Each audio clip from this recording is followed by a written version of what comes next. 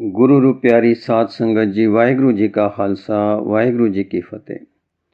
भाई साहब भाई वीर सिंह जी की एक अमोलक रचना है श्री गुरु अमरदास जी महाराज के जीवन प्रसंग। आओ उसका अगला हिस्सा श्रवण करने की कोशिश करिए जी। तीसरा है संगतां विच जोत जगी नित व्यवहार। इस प्रकार श्री गुरु अमरदास जी गोइंदवाल विच वसदे रहे। एकांत टिकाव रात अपने चुबारे, दिहाड़ी ब्यासां दे कंढे एक छन जही विच ते उस दे अगे बधी होई छपरी हेठ जिस दा रुख ब्यासां नैं दे वगदे पाणियां वल सी। संगतां विच व्याकुलता फैल रही सी, परंतु आप जी ना दीवान लाउंदे ना किसी नूं मिलदे। एक दिन बलू ने आ बेनती कीती, बलू साहिब जीओ, आप ਤਿਆਰ ਹੋ ਛਨ ਲਈ ਤੇ ਦੁਆਰੇ ਗੁਰਮੁਖ ਸਿੱਖ ਖੜੇ ਹਨ। ਬਿਨੈ ਕਰਦੇ ਹਨ ਕਿ ਆਪ ਦਰਸ਼ਨ ਦਿਓ, ਸੰਗਤਾਂ ਨੂੰ ਤਾਰੋ। ਭਾਈ ਬੁੱਢਾ ਜੀ ਵੀ ਆ ਗਏ ਹਨ। ਸਿੱਖ ਉਹਨਾਂ ਨੂੰ ਆਖ ਰਹੇ ਹਨ ਕਿ ਆਪ ਨੂੰ ਬੇਨਤੀ ਕਰਨ। ਉਹ ਬਾਹਰੇ ਖੜੇ ਹਨ ਤੇ ਉਹਨਾਂ ਨੇ ਦਾਸ ਨੂੰ ਘੱਲਿਆ ਹੈ ਕਿ ਬੇਨਤੀ ਕਰਨ। ਬਖਸ਼ਣਾ ਬਖਸ਼ਨ ਜੀਓ। ਗੁਰੂ ਜੀ ਭਾਈ ਬਿਰਧ ਜੀ ਨੂੰ ਸੱਦ ਲਿਆਓ। बल्लू सत बचन आख के चला गया। कुछ पल्लां मगरों बिरध जी आ गए अंदर ते आ सतगुरु जी ने नमस्कार कीती। श्री गुरु जी आओ सतगुरु दे प्यारे जीओ, जियों आए। भाई बुढ़ा पातशाह आप जी दे दर्शनां लई आप दी एकांत विच विघन पाया है, कुछ बिनय करन दी भी आग्या लैनी है। गुरु जी आओ गुरु नानक प्यारे जियो, जो चित करे आखो। बिरध जी श्री दाता जियो, संगतां दर्शन नूं तरस रहीआं हन। आप दा अगाध प्रेम गुरु अंगद देव जी नाल आप नूं ध्यान तो उठण नहीं देंदा है, पर उन्हां ही सतगुरां ने आप नूं आग्या कीती सी कि पार ब्रह्म दा पंथ चलाई चलना है, जगत दे जीवां नूं परमेश्वर दा उपदेश करना है। श्री गुरु अमरदास जी भाई बुढ़ा सच कहा जे सच। पार ब्रह्म दा पंथ गुरु बाबे कीता ते गुरु पिता चलाया। मैं कौन कहंदे नैणी नीर पर लियाए। बाबा बुढ़ा सच मालक जीओ सच, पर आप नूं हुक्म है पंथ तोरी रखण दा ते वर है कि दोए सतगुर आप दे विच बैठ के काम करनगे। प्यो दादे दे निवास तुसां विच सदा रहणगे। आप जी ने जिवें 12 बरस हजूरी विच आग्या पाली है, हुण भी पालनी है। गुरता पा के आप दा बिरध है जगत दा उद्धार करना। एक करता पुरख दी सेवा है, जीवां दी कल्याण करनी गुरु की आग्या पालन है। बिरध जी दे वाक सुनदे सुनदे आप जी ने नैण पारे, पर डुले नहीं, बोले नहीं, उठ खड़े होए। भाई दे मोढ़े ते हत्थ धर दिते ने। भाई बुढ़ा अध परोता रुमके टुर पिया तारनहार नूं नाल लैके। सन्ने सन्ने बाहर आए। अगे शामियाना तण रहा सी, हेठ सिंघासन लग रहा सी। बिरध ने मलकड़े लिया के उपर वहाल दिता। बल्लू दे हाथ चोर दिता, जो पिछे खड़ो के झुलावण लग पिया। दर्शन प्यासे सिख मत्था टेक के चुफेरे परिवार पा के बह गए। सत्ता ते बलवंड रबाबी सज्जे पासे आ बैठे ते साज खोलियो ने। भाई बिरध ने बेनती कीती तां कीर्तन करन लग पे। कीर्तन समाप्ति ते संगत ने सदा दर्शना लई बिनय कीती, जो कवि जी ने एवं लिखी है। इम दियो दरस हमको परवीन, दासन मझार बैठो सदीव। सबको अलम्ब अब पाओ, अब आप थी। श्री नानक अंगत रूप दोए, परलोक गमन बैकुंठ सोए। गुर भये आप तिनके स्थान, देहो नाम दान तारण जहान। बेनती सुन के आपने बचन कीता, गुरु भली करेगा। फिर कुछ चिर नाम दा उपदेश देंदे रहे। हुण रोज दीवान सजावण लगे ते खडूर विचली गुरु अंगद देव जी वाली रौरीत गोइंदवाल विच जारी हो गई। नित व्यवहार इस प्रकार स्थापन होया। ਪਹਿਰ ਰਾਤ ਰਹਿੰਦੀ ਅੰਮ੍ਰਿਤ ਵੇਲੇ ਆਪਣੇ ਨਿਤ ਵਿਵਹਾਰ ਮੁਜਬ ਆਪ ਜੀ ਜਾਗ ਉੱਠਦੇ। ਦਹੀਂ ਕੇਸਾਂ ਵਿੱਚ ਪਾ ਕੇ ਬੱਲੂ ਇਸ਼ਨਾਨ ਕਰਾਉਂਦਾ। ਚਿੱਟੇ ਬਸਤਰ ਪਹਿਨ ਕੇ ਚੁਬਾਰੇ ਵਿੱਚ ਬੈਠ ਜਾਂਦੇ ਤੇ ਅਗਾਧ ਸਮਾਧ ਵਿੱਚ ਲਿਵਲੀਨ ਹੋ ਜਾਂਦੇ। ਜਦ ਪ੍ਰਭਾਤ ਹੁੰਦੀ ਸੱਤਾ ਤੇ ਬਲਵੰਡ ਰਬਾਬੀ ਆ ਕੇ ਕੀਰਤਨ ਕਰਦੇ। ਜੋ ਮਹਿਮਾ ਪ੍ਰਕਾਸ਼ ਛੰਦ ਨੇ ਐਉਂ ਲਿਖੀ ਹੈ। ਪੁਨ ਹੋਏ ਦਿਨ ਪ੍ਰਕਾਸ਼, ਹੋਏ ਮਹਾ ਆਨੰਦ ਬਿਲਾਸ, ਸੰਗਤ ਜੁਰੇ ਸਭ ਆਏ, ਦਰਸ਼ਨ ਪ੍ਰੀਤਮ ਪਾਏ। ਕੀਰਤਨ ਸਮਾਪਤੀ ਦੇ ਮਗਰੋਂ ਨਾਮ ਦਾ ਉਪਦੇਸ਼ ਹੁੰਦਾ। ਕਾਮਨਾਵੰਦ ਬੇਨਤੀਆਂ ਕਰਦੇ ਤੋਂ ਵਰਦਾਨ ਪ੍ਰਾਪਤ ਕਰਦੇ। ਇਸ ਤਰ੍ਹਾਂ ਸਵਾ ਪੈਰ ਦਿਨ ਚੜ੍ਹੇ ਤੱਕ, ਕਦੇ ਦੁਪਹਿਰ ਤੱਕ ਜਗਤ ਉਧਾਰ ਹੁੰਦਾ। ਦੁਪਹਿਰ ਦੇ ਲਾਗ ਲੰਗਰ ਵਿੱਚ ਜਾਂਦੇ, ਸੰਗਤ ਦੇ ਨਾਲ ਮਿਲ ਕੇ ਪ੍ਰਸ਼ਾਦ ਛਕਦੇ। ਆਪ ਤਾਂ ਅਲੂਣਾ ਓਗਰਾ ਛਕਦੇ, ਪਰ ਸੰਗਤ ਲਈ ਸੁੰਦਰ ਆਹਾਰ ਤਿਆਰ ਹੁੰਦਾ। ਲੰਗਰ ਵਿੱਚ 4 ਵਰਣ ਦੇ ਸੱਜਣ ਵਰਣ ਆਸ਼ਰਮੀ ਭਿੰਨ ਭੇਦ ਛੱਡ ਕੇ ਇੱਕ ਪੰਗਤ ਵਿੱਚ ਬੈਠ ਕੇ ਪ੍ਰਸ਼ਾਦ ਛਕਦੇ। ਸੰਨੇ ਸੰਨੇ ਆਪ ਦੀ ਆਗਿਆ ਇਹੋ ਹੋ ਗਈ ਕਿ ਜੋ ਕੋਈ ਦਰਸ਼ਨ ਨੂੰ ਆਵੇ, ਲੰਗਰ ਵਿੱਚ ਪਹਿਲੋਂ ਪ੍ਰਸ਼ਾਦ ਛਕੇ। ਜੋ ਭਰਮ ਕਰੇ ਨਾ ਛਕੇ, ਉਸ ਲਈ ਦਰਸ਼ਨ ਦੀ ਮਨਾਹੀ ਕਰ ਦਿੱਤੀ। ਫਿਰ ਤਿਆਗ ਬਿਰਤੀ ਐਸੀ ਧਾਰਨ ਕੀਤੀ ਕਿ ਜੋ ਕੁਛ ਲੰਗਰ ਲਈ ਆਵੇ, ਰੋਜ਼ ਦੇ ਰੋਜ਼ ਤਿਆਰ ਹੋ ਜਾਵੇ। ਜੋ ਬਚੇ ਲੋੜਵੰਦਾਂ ਗਰੀਬਾਂ ਨੂੰ ਵੰਡ ਦਿੱਤਾ ਜਾਵੇ। ਦੂਜੇ ਦਿਨ ਲਈ ਕੁਛ ਨਾ ਰੱਖਿਆ ਜਾਵੇ। ਪ੍ਰਸ਼ਾਦ ਪਾ ਕੇ ਫਿਰ ਚੌਬਾਰੇ ਆ ਜਾਣ, ਜੈਸਾ ਕਿ ਲਿਖਿਆ ਹੈ, ਪੁੰਨ ਪਾਏ ਪ੍ਰਸ਼ਾਦ ਚੌਬਾਰੇ ਆਵੇਂ। ਲੋੜੇ ਪੈਰ ਫਿਰ ਕਥਾ ਹੋਵੇ। ਸੰਝਾਂ ਵੇਲੇ ਫਿਰ ਸੋਦਰ ਦੀ ਚੌਂਕੀ ਹੋਵੇ ਤੇ ਭਜਨ ਕੀਰਤਨ ਜਾਰੀ ਰਹੇ। ਪਹਿਰ ਕੋ ਰਾਤ ਗਈ ਕੀਰਤਨ ਸੋਹੇਲੇ ਮਗਰੋਂ ਆਪ ਜੀ ਆਰਾਮ ਕਰਦੇ।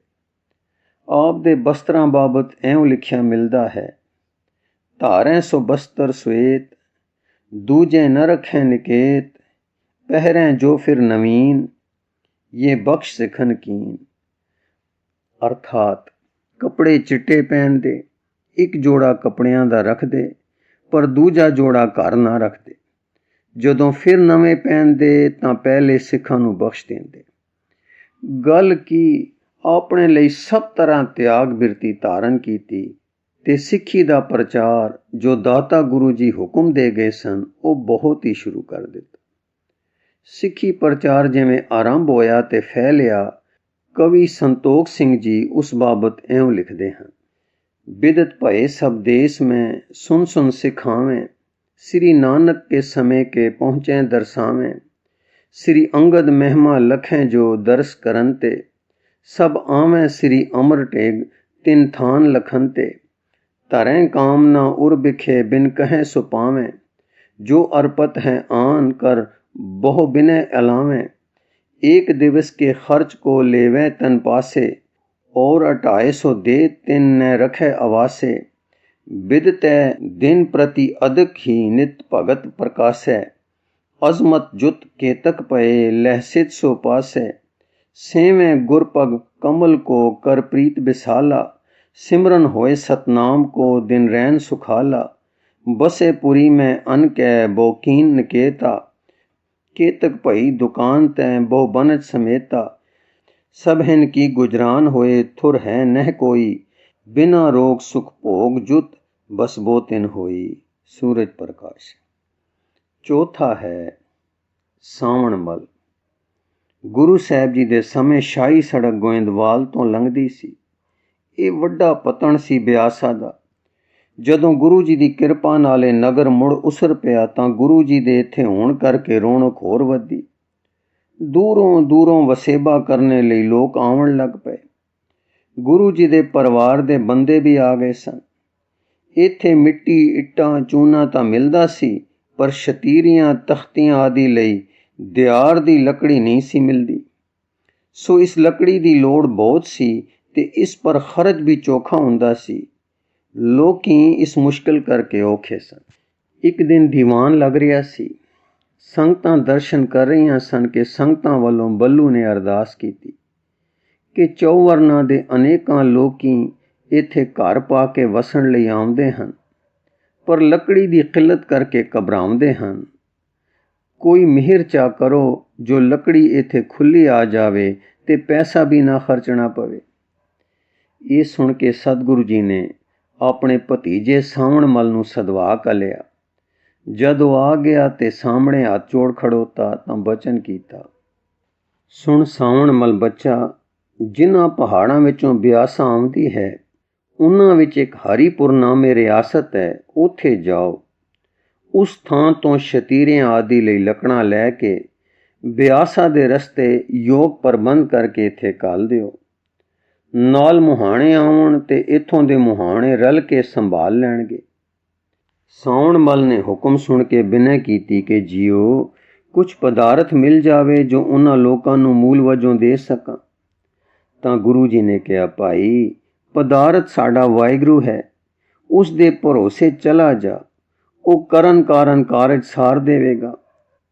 ਸਾਵਣ ਮਲ ਨੇ ਸਿਰ ਨਿਵਾ ਦਿੱਤਾ ਤੇ ਸਦ ਬਚਨ ਕਹਿ ਕੇ ਤਿਆਰੀ ਕਰਨ ਲਈ ਘਰ ਚਲਾ ਗਿਆ। ਅਗਲੇ ਦਿਨ ਜਦ ਸਾਵਣ ਮਲ ਵਿਦਾਇਗੀ ਲੈਣ ਆਇਆ ਤਾਂ ਸਾਵਣ ਮਲ ਦੀ ਮਾਂ ਵੀ ਨਾਲ ਆ ਹਾਜ਼ਰ ਹੋਈ ਤੇ ਬੋਲੀ, ਇਹ ਸੱਚੇ ਸਤਿਗੁਰ, ਪਹਾੜਾਂ ਵਿੱਚ ਜਾਦੂਗਰਨੀਆਂ ਤੇ ਡਾਕਣੀਆਂ ਰਹਿੰਦੀਆਂ ਸੁਣੀਂਦੀਆਂ ਹਨ ਜੋ ਕਲੇਜੇ ਕੱਢ ਲੈਂਦੀਆਂ ਹਨ। ਮੇਰੇ ਪੁੱਤਰ ਦੀ ਮੈਨੂੰ ਉੱਥੇ ਸਲਾਮਤੀ ਨਹੀਂ ਦਿਸਦੀ। ਇੱਕੋ ਮੇਰਾ ਪੁੱਤਰ ਹੈ, ਇਸ ਦੀ ਰੱਖਿਆ ਕਰੋ, ਕੋਈ ਬਲ ਬਖਸ਼ੋ, ਕੋਈ ਨਿਸ਼ਾਨੀ ਦਿਓ ਜਿਸ ਕਰ ਇਸ ਉੱਤੇ ਕਿਸੇ ਦਾ ਬਲ ਨਾ ਪਵੇ।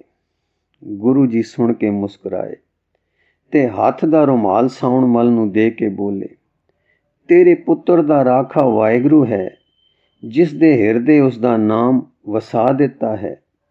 ਇਸ ਪਰ ਕਿਸ ਦਾ ਪ੍ਰਭਾਵ ਪੈਣਾ ਹੈ, ਇਸ ਦਾ ਪ੍ਰਭਾਵ ਸਭਨਾਂ ਉੱਤੇ ਪਏਗਾ। ਅਗਲੇ ਦਿਨ ਆਗਿਆ ਪਾ ਕੇ ਸਾਉਣ ਮਲ ਟੁਰ ਪਿਆ ਤੇ ਸੰਨੇ ਸੰਨੇ ਜਾ ਹਰੀਪੁਰ ਪਹੁੰਚਿਆ। ਸਤਿ ਕਰਤਾਰ ਕਰਦਾ ਨਗਰੀ ਵਿੱਚ ਜਾ ਵੜਿਆ। ਸ਼ਹਿਰ ਦੇ ਵਾਸੀ ਸੋਹਣੀ ਸੂਰਤ ਤੇ ਪ੍ਰਭਾਵਸ਼ਾਲੀ ਨੁਹਾਰ ਦੇਖ ਕੇ ਆ ਇਕੱਠੇ ਹੋਏ। ਸੁਖ ਸਾਂਦ ਪੁੱਛੀ ਤੇ ਆਪ ਦੇ ਮੁਖ ਤੋਂ ਬਚਨ ਸੁਣੇ। ਫਿਰ ਹੋਰ ਆਦਰ ਦਿੱਤੇ ਨੇ ਤੇ ਇੱਕ ਸੋਹਣੇ ਥਾਂ ਟਿਕਾਣਾ ਕਰਵਾ ਦਿੱਤਾ। ਅੰਨ ਪਾਣੀ ਦਾ ਪ੍ਰਬੰਧ ਵੀ ਉਹਨਾਂ ਨੇ ਹੀ ਕਰ ਦਿੱਤਾ।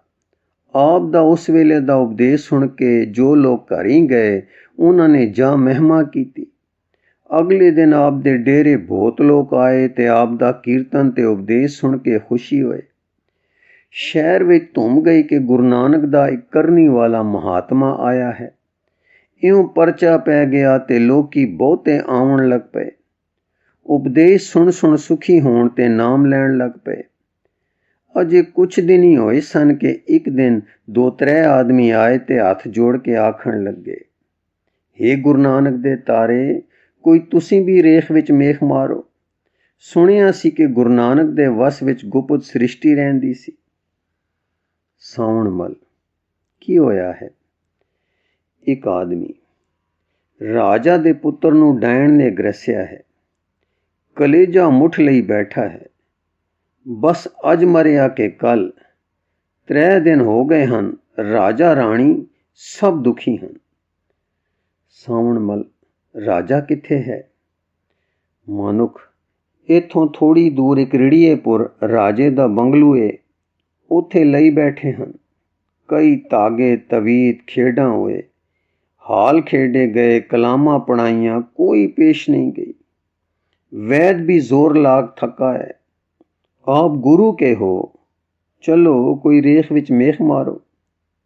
ਸਾਉਣ ਮਲ ਜੀ ਸੁਣ ਕੇ ਉੱਠੇ ਤੇ ਮੁੱਖੋਂ ਕਿਸੀ ਮਿੱਠੀ ਸੁਰ ਵਿੱਚ ਕਿਹਾ, ਧੰਨ ਗੁਰੂ ਨਾਨਕ। ਹੁਣ ਆਪ ਜੀ ਸੱਦਣ ਆਇਆਂ ਦੇ ਨਾਲ ਤੁਰ ਪਏ। ਇਹਨਾਂ ਪੁਰਖਾਂ ਨੇ ਜ਼ਰਾ ਅੱਗੇ ਜਾ ਰਾਜੇ ਨੂੰ ਦੱਸਿਆ ਤਾਂ ਉਹ ਆਪ ਤੇ ਵਜ਼ੀਰ ਅੱਗੋਂ ਆ ਕੇ ਸਾਉਣ ਮਲ ਜੀ ਨੂੰ ਬੰਗਲੇ ਵਿੱਚ ਲੈ ਗਏ। ਸਾਉਣ ਮਲ ਜੀ ਨੇ ਬੱਚੇ ਵੱਲ ਗੌਰ ਨਾਲ ਡਿੱਠਾ, ਹੱਥ ਵਿੱਚ ਉਸ ਦਾ ਹੱਥ ਲੀਤਾ।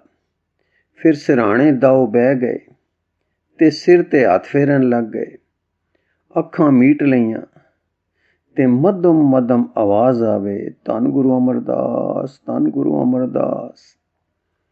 ਰਾਜਕੁਮਾਰ ਜੋ ਚਿਚਲਾ ਉੱਠਦਾ ਸੀ, ਥੋੜੀ ਦੇਰ ਵਿੱਚ ਸੌਂ ਗਿਆ। ਹੁਣ ਆਪ ਨੇ ਜੇਬ ਵਿੱਚੋਂ ਗੁਰੂ ਜੀ ਦਾ ਬਖਸ਼ਿਆ ਰੁਮਾਲ ਕੱਢਿਆ ਤੇ ਬੱਚੇ ਦੇ ਸਿਰ ਪਾ ਦਿੱਤਾ। ਪਹਿਲੋਂ ਤਾਂ ਰਾਜਾ ਰਾਣੀ ਕਾਬਰੇ ਕੇ ਬੱਚਾ ਅਖੀਰਲੇ ਦਾ ਮਾਂ। ਪਹਿਲੋਂ ਤਾਂ ਰਾਜਾ ਰਾਣੀ ਕਾਬਰੇ कि बच्चा अखीरले दमा ते सी मर ना गया होवे। पर वैद जी ने अगे होके नाड़ वेखी ते हथ तर के सुआस परखे तां मलकड़े राजे नूं कहण लगा, बच्चा सुखी हो गया है, बच जाने दी आस लग पई है। दो पक्कियां घड़ियां मगरों साउण मल ने रुमाल चा लिया ते राजकुमार ने नैण खोले जो वैद ने देखे ते राजे नूं वधाई दिती। आख्या, राजा हुण राजकुमार बच गया है, और शमन हो गई है। साउण मल जी हुण विदा होना चाहुंदे सन, पर राणी ते राजा ने कहा, अज दी रात साडे कोल रहो, मते डाकणी फिर हल्ला कर देवे। साउण मल जी मुस्कुराए ते बोले, सद बचन। वो रात आप उत्थे ही रहे। बच्चे दे सारे लक्षण ठीक हो चुके सन। रात आराम नाल सुता रहा। सवेरे चुफेरियों वधाइयां मिलन लगियां। बंगले तो हुण महलां नूं आए ते साउण मल नूं पालकी ते चढ़ा के बड़े आदर नाल महली लियाए। एक सुंदर सजे होए हिस्से विच डेरा करवाया ते हर तरह दे आदर पा कीते। इस तरह साउण मल दा प्रताप बहुत वध गया। इत्थों ताईं कि राजा आप दे उपदेश नाल गुरमंत्र दा धारणी हो गया। जैसे लिखिया है, कितक दिवस में निरप सिख होयो, पुन सब सिखी के मग आए, वाहिगुरु सिमरें सुख पावें, चित इच्छा कह देत पुजाए। साउण मल दा ऐश्वर्य बन गया। राजा सिख, प्रजा सिख, सिखी दा प्रचार टुर पिया। आप जी उपदेश भी करन, पर अपनी बन रही प्रभता दा सुख भी माणन।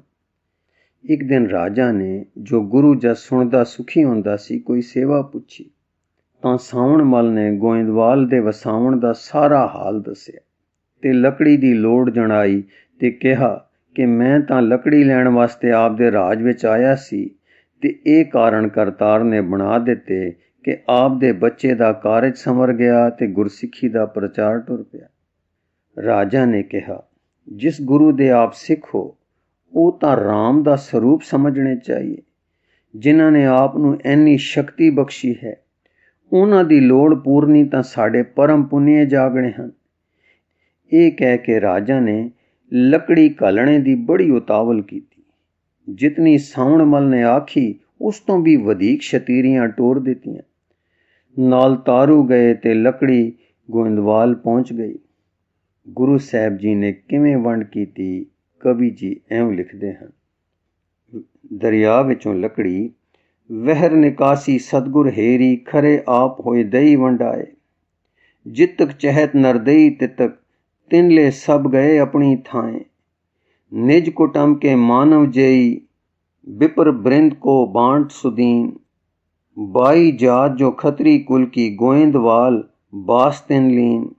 सर्ब जात सिख सदन करें, तह तृण काशट से निज कर कीन। बसनहार पुन अपर जे मानव, बांछत दीनस गुरु परबीन। श्री गुरु अमरदास होए ठांडे, धामन की अवनी अवलोक। जथा जोग बांटी सब हिंद को, लेकर मुदत भये सब लोग। आप आपने रचे सदन शुभ, जो गुर दई सुलीनी रोग। बड़े भाग जिन भाल होते तब, बसे सदन में सदा अशोक। सूरज प्रकाश। इधर लकड़ी पहुंची ते सब दे कारज सुधर गए। उधर साउण मल जी हरिपुर रियासत विच सुख माणदे रहे। दिनों दिन मन विच ये गल पक्की होंदी गई कि हुण प्रताप छोड़ के कास नूं कर जाना है, ਇੱਥੇ ਹੀ ਟਿਕੇ ਰਹੀਏ। ਇਉਂ ਕਈ ਮਹੀਨੇ ਬੀਤ ਗਏ। ਇੱਕ ਦਿਨ ਸਤਿਗੁਰੂ ਜੀ ਦੇ ਮਨ ਵਿੱਚ ਆਈ ਕਿ ਮਾਇਆ ਬੜੀ ਚੰਚਲ ਹੈ, ਸਭ ਦੇ ਦੁਆਲੇ ਘੁੰਮਦੀ ਤੇ ਜਾਲ ਵਿਛਾਉਂਦੀ ਹੈ। ਸਾਉਣ ਮਲ ਵੀ ਸਿੱਧੀਆਂ ਦਿਖਾ ਕੇ ਐਸ਼ਵਰਜਵਾਨ ਹੋ ਗਿਆ ਹੈ। ਘਾਲ ਇਸ ਦੀ ਥੋੜੀ ਹੈ, ਵੈਰਾਗ ਅਜੇ ਕੱਚਾ ਹੈ। ਮਾਇਆ ਵਿੱਚ ਫਸ ਕੇ ਮੁਕਤ ਮਾਰਗ ਤੋਂ ਘੁਸਣ ਲੱਗਾ ਹੈ। ਉਸ ਦੀ ਮਾਂ ਡਰਦੀ ਸੀ ਕਿ ਕੋਈ ਡੈਣ ਨਾ ਵਸ ਕਰ ਲਵੇ ਜਾਂ ਖਾ ਜਾਵੇ ਮੇਰੇ ਨੀਂਗਰ ਨੂੰ। ਉਹ ਗੱਲ ਇਉਂ ਸੱਚ ਹੋ ਚੱਲੀ ਹੈ ਕਿ ਮਾਇਆ ਡੈਣ ਨੇ ਵੇੜ ਲਿਆ ਹੈ ਬਰਖੁਰਦਾਰ ਨੂੰ। ਇਸ ਦੀ ਰੱਖਿਆ ਕਰਨੀ ਲੋੜੀ। ਰਿੱਧੀ ਸਿੱਧੀ ਪ੍ਰਾਪਤ ਹੋ ਜਾਣ ਤੇ ਮਨ ਹੰਕਾਰ ਵਿੱਚ ਚਲਾ ਜਾਂਦਾ ਹੈ, ਫਿਰ ਐਸ਼ਵਰਜ ਵਿੱਚ ਫਸ ਜਾਂਦਾ ਹੈ, ਫਿਰ ਭਗਤੀ ਦਾ ਮਾਰਗ ਇਸ ਤੋਂ ਦੂਰ ਰਹਿ ਜਾਂਦਾ ਹੈ। ਜਿਸ ਦਾ ਪ੍ਰਯੋਜਨ ਕੇ ਕਲਿਆਣ ਤੇ ਲੈ ਜਾਣਾ ਸੀ। ਸੋ ਸਤਿਗੁਰੂ ਜੀ ਨੇ ਸਾਉਣ ਮੱਲ ਨੂੰ ਸਦਵਾ ਘੱਲਿਆ। ਸਦਾ ਪਹੁੰਚਣ ਤੇ ਸਾਉਣ ਮੱਲ ਨੂੰ ਗੁਰੂ ਪ੍ਰਤਾਪ ਦੀ ਮਹੱਤਤਾ ਦਾ ਝਲਕਾ ਵੱਜਾ। ਹੋਸ਼ ਆ ਗਈ ਤੇ ਮਨ ਦੇ ਲਾਲਚੀ ਹੋ ਜਾਣ ਤੇ ਲੱਜਾ ਵੀ ਆਈ। ਸੋ ਗੁਰੂ ਕਾ ਧਿਆਨ ਧਰ ਕੇ ਤਿਆਰੀ ਕਰ ਦਿੱਤੀ। ਪਰ ਨਾਲ ਹੀ ਇਹ ਗੱਲ ਵੀ ਫੁਰੀ ਕਿ ਰਾਜਾ ਨੂੰ ਵੀ ਗੁਰੂ ਕੀ ਸ਼ਰਨ ਲੈ ਚੱਲਾਂ, ਜੋ ਉਹ ਗੁਰੂ ਤੇ ਇਹ ਸਿੱਖ ਪਰਸਪਰ ਮਿਲ ਪੈਣ ਤੇ ਮੈਨੂੰ ਜੋ ਮਾਇਆ ਪਈ ਹੈ ਉਹ ਦੂਰ ਹੋ ਜਾਵੇ। ਮੈਂ ਤਾਂ ਦਾਸ ਹਾਂ ਗੁਰੂ ਕਾ ਤੇ ਦਾਸ ਬਣਿਆ ਰਹਾ। ਇਸ ਪ੍ਰਕਾਰ ਵਿਚਾਰ ਕੇ ਰਾਜੇ ਨੂੰ ਵੀ ਕਹਿ ਦਿੱਤੋ ਕਿ ਮੈਂ ਹੁਣ ਸਤਿਗੁਰ ਦੇ ਚਰਨਾਂ ਵਿੱਚ ਚੱਲਣਾ ਹੈ। ਆਪ ਵੀ ਚਲੋ ਤੇ ਦਰਸ਼ਨ ਕਰਕੇ ਕਿਰਤ ਹੋਵੋ। ਮਾਲਕ ਉਹ ਹਨ, ਮੈਂ ਤਾਂ ਦਾਸ ਹਾਂ ਤੇ ਇੱਕ ਸੇਵਾ ਲਈ ਆਇਆ ਸਾਂ ਜੋ ਗੁਰੂ ਨੇ ਆਪ ਸਿਰੇ ਚੜਵਾ ਲਈ ਹੈ। ਇਹ ਗੱਲ ਸੁਣ ਕੇ ਰਾਜਾ ਰਾਣੀਆਂ ਤੇ ਟਿੱਕੇ ਸਮੇਤ ਤਿਆਰ ਹੋ ਪਿਆ। ਚੰਗੇ ਰਾਜਸੀ ਠਾਠ ਵਿੱਚ ਸਫ਼ਰ ਦੀ ਤਿਆਰੀ ਹੋਈ ਤੇ ਸਨੇ ਸਫ਼ਰ ਕਰਦੇ ਗੋਇੰਦਵਾਲ ਆ ਪਹੁੰਚੇ। ਰਾਜੇ ਦਾ ਸੋਹਣੇ ਥਾਂ ਡੇਰਾ ਕਰਵਾ ਕੇ ਆਪ ਸਾਉਣ ਮੱਲ ਗੁਰੂ ਕੇ ਹਜ਼ੂਰ ਹਾਜ਼ਰ ਹੋਇਆ। ਕੁਝ ਸ਼ਰਮਾਕਲ ਜਿਹੇ ਰੰਗ ਵਿੱਚ ਮੱਥਾ ਟੇਕ ਕੇ ਬੈਠ ਗਏ ਤੇ ਮੂੰਹ ਤੋਂ ਸੰਕੁਚਦੇ ਪਦ ਨਿਕਲਿਆ, ਤਰਾਹਿਮਾ। ਸਤਿਗੁਰੂ ਮੁਸਕਰਾਏ ਤੇ ਬੋਲੇ, ਦੇਖ ਬੇਟਾ, ਸਾਡਾ ਮਾਰਗ ਵਿਸਮਾਦ ਰੰਗ ਹੈ। ਇਸ ਦਾ ਫਲ ਹੈ ਕਲਿਆਣ। ਹੋਰ ਲੋਕ ਵਿਭੂਤੀਆਂ ਪ੍ਰਾਪਤ ਕਰਦੇ ਹਨ, ਰਿੱਧੀਆਂ ਸਿੱਧੀਆਂ ਵਿੱਚ ਫਸ ਜਾਂਦੇ ਹਨ। ਰਿੱਧ ਸਿੱਧ ਅਵਰਾ ਸਾਧ ਗੁਰੂ ਬਾਬੇ ਨੇ ਫਰਮਾਇਆ ਹੈ। ਰਿੱਧੀਆਂ ਸਿੱਧੀਆਂ ਦਾ ਜੋ ਸਵਾਦ ਹੈ ਉਹ ਅਵਰਾ ਸਾਧ ਹੈ, ਹਨੇਰੇ ਵਿੱਚ ਰੱਖਦਾ ਹੈ, ਪਾਰ ਬ੍ਰਹਮ ਦੇ ਦਰਸ਼ਨ ਨਹੀਂ ਹੋਣ ਦਿੰਦਾ, ਕਿਉਂਕਿ ਇਹ ਵੀ ਅਨਾਤਮ ਰਸ ਹੈ। ਸਭ ਤੋਂ ਉੱਚੀ ਵਸਤੂ ਨਾਮ ਹੈ ਜੋ ਨਾਮੀ ਵਿੱਚ ਲੈ ਜਾਂਦੀ ਹੈ।